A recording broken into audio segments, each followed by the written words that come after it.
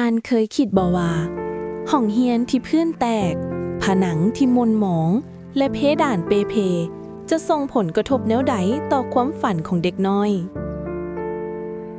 นี่แม่นเรื่องจริงของโรงเรียนประถมบ้านปากปูนเมืองละหมามแขวงเซกองที่เด็กน้อยความฝันอยากได้โรงเรียนที่มีสิ่งอำนวยกลับคืนมาอีกครั้ง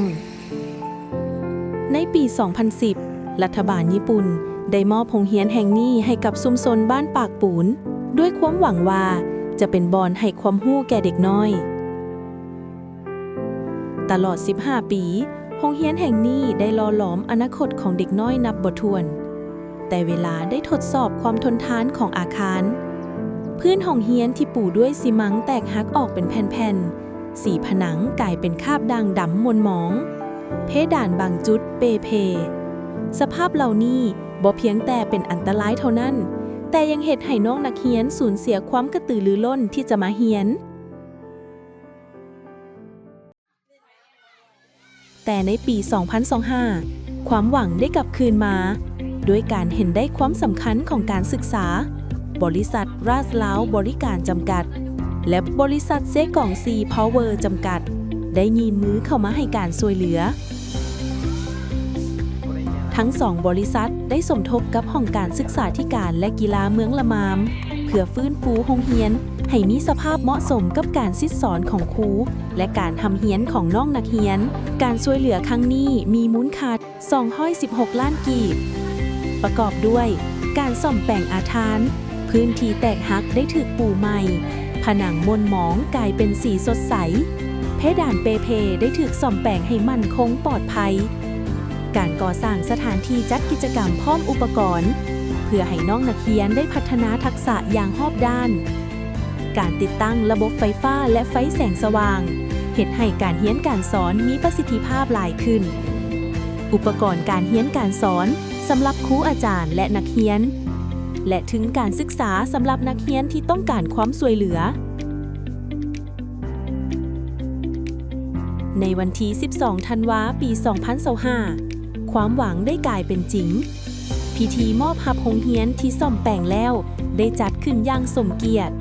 มีท่านบัวไล้วิไลวงศ์ประธานกรรมการปกครองเมืองละมามท่านสลวิทย์วินิจฉัยผู้อำนวยการบริษัทราชลาวบริการจำกัดและบริษัทเซกองซีพาวเวอร์จำกัดท่านณรงค์วิทย์ค้องศิลป์ห้องผู้อำนวยการบริษัทเซกองซีพาวเวอร์จำกัดภาคส่วนเกี่ยวข้องครูอาจารย์พ่อแม่ผู้ปกครองและที่สำคัญที่สุดน้องนักเรียนทุกคน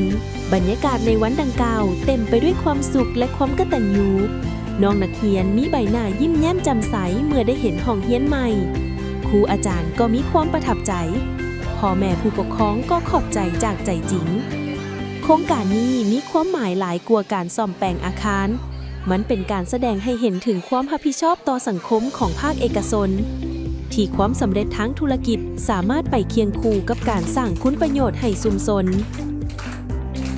สำหรับน้องนักเรียนโรงเรียนที่สดใสปลอดภัยและมีอุปกรณ์ที่ดีบ่เพียงแต่เฮ็ดให้ข้าเจ้ามีความสุขในการเรียนแต่ยังสมกับคำเว้าที่ว่าเจ้ามีคุณค่าเจ้าสมควรได้รับสิ่งที่ดีที่สุดสำหรับครูอาจารย์การมีสถานที่สอนที่ดีเฮ็ดให้การถ่ายทอดความรู้มีประสิทธิภาพหลายขึ้น